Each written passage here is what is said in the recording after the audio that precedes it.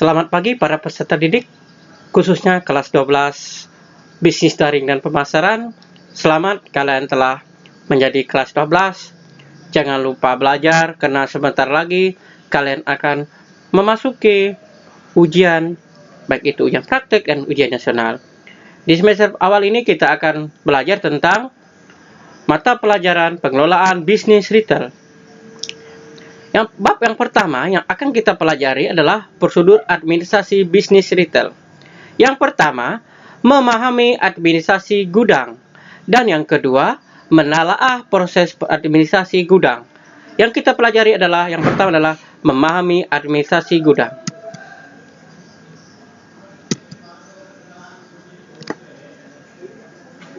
Materi-materi yang akan kita pelajari dari administrasi gudang itu, yang pertama, kita akan melihat definisi administrasi gudang. Yang kedua, jenis-jenis transaksi.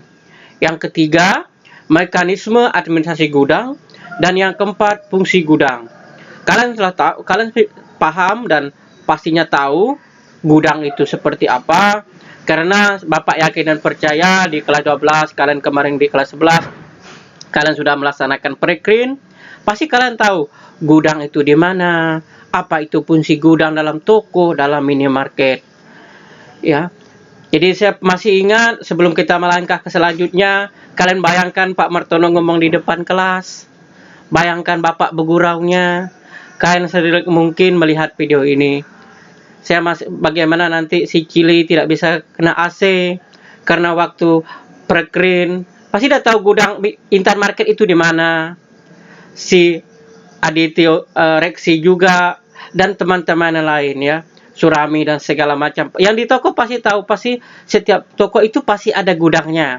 Nah, kalian ingat lagi lah, meskipun akibat corona kalian tidak bisa meneruskan pre-screen kalian, ya, jadi kalian harus dihentikan, ya, pendapatan toko yang kalian juga mungkin menurun.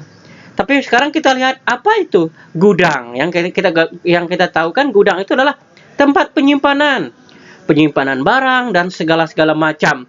Ya, pokoknya kalau barang habis, ngambilnya di mana? Di gudang, bukan di hati dan perasaan, ya, Surami. Surami nanti dulu, ya.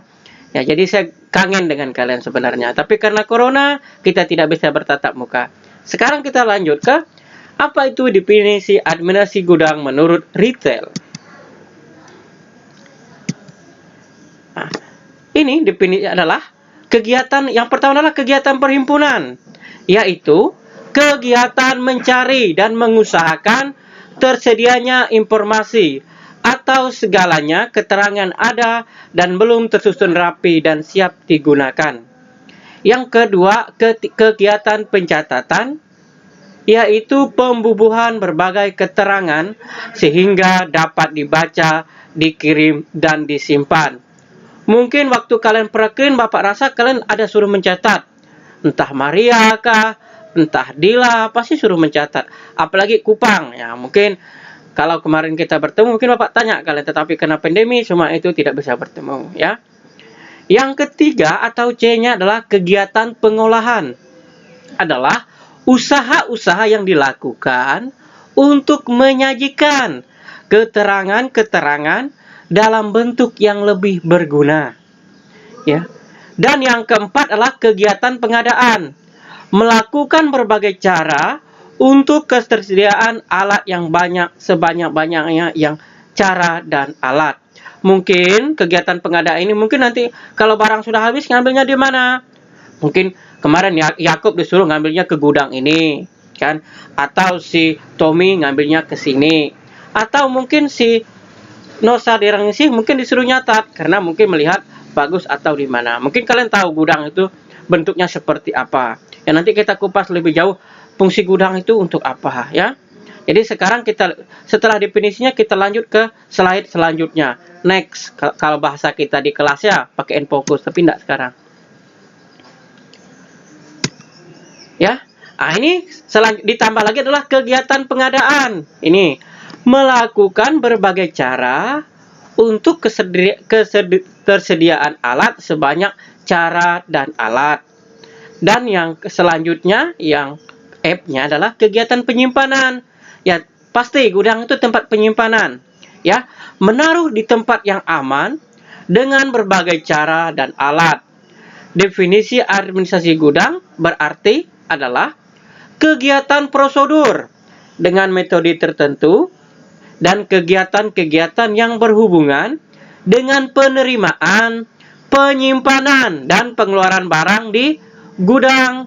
Biasa kalau datang dari mobil, dibawa kemana dulu sebelum diletakkan di toko? Pasti ke gudang, disimpan dulu.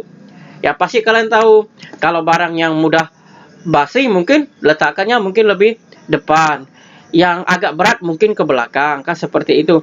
Kapan dikeluarkan? Dikeluarkan seandainya barangnya sudah habis, ya, sudah habis. Jadi seperti itu. Kalian pasti pernah Bapak rasa waktu parkir disuruh, yuk si A si B ambil, ini sudah habis, misalnya susu sudah habis, popok sudah habis, ya. Nah, jangan mikirkan melaki dulu, jangan karena nikah dulu, ya. Yuk kita belajar biar kalian selesai, ya. Selanjutnya kita lanjutkan materi kita.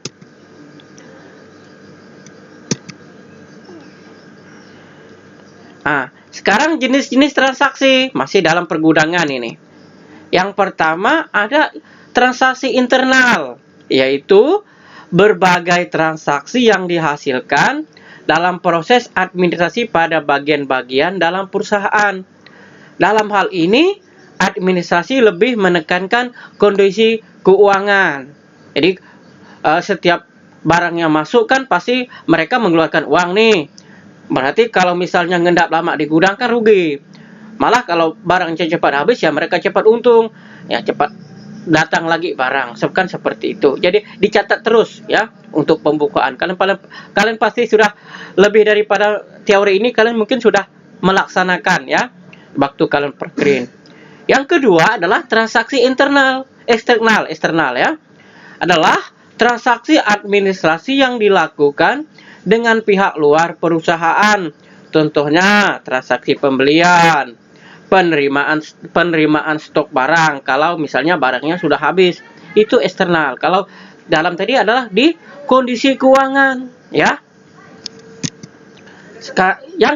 Materi yang ketiga adalah mekanisme administrasi gudang. Ada dua hal yang akan kita bahas, ya. Tugas dan tanggung jawab gudang dan fungsi gudang. Kalau mungkin kalian yang tahu adalah fungsi gudang itu hanya untuk menyimpan barang atau produk, ya. Tetapi nanti banyak sekali fungsi gudang yang harus kalian pahami. Siapa tahu nanti kalian kerja di toko, jadi apa dia pasti gudang itu pasti ada. Ya, pengelolaan gudang, tugas itu ya. Selanjutnya pengelolaan gudang itu terdiri ini ada kepala gudang, subbagian tata usaha, subbagian operasional, dan pengawasan gudang. Tugas dan tanggung jawab kepala gudang. Yang pertama, mengendalikan kegiatan organisasi gudang. Yang kedua, menerima dan mengeluarkan barang. Yang ketiga, melakukan cek fisik sesuai jadwal yang telah ditentukan.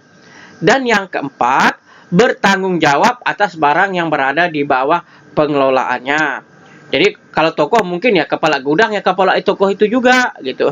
Tetapi kalau seandainya di perusahaan besar, antara yang bagian pemasaran, bagian penjualan itu berbeda dengan kepala gudang, dipisah. Jadi barang yang habis itu yang tahunya kepala gudang, bukan kepala tokonya. Kepala tokonya hanya laporkan dari kepala gudang. Oh, yang habis sekian-sekian. Seperti itu tugas kepala gudang ya. Sekarang kita lihat tugas subbagian tata usaha, subbagian administrasi gudang. Maaf ya. Yang pertama itu mencatat penerimaan dan pengeluaran barang. Bapak rasa mungkin dari kalian, mungkin kalau awal perkirin mungkin tidak ya, tapi setelah perkirin berjalan pasti kalian disuruh tuh. Ini dicatat ya. Ini yang minta tolong ya dicatat, minta tolong catatkan ya, minta tolong ketikkan, pasti ada kan? Bapak yakin pasti ada. Kecuali kalian tidak lama kemarin. Yang kedua, membuat neraca penerimaan dan pengeluaran barang. Yang ketiga, menyiapkan laporan hasil cek fisik barang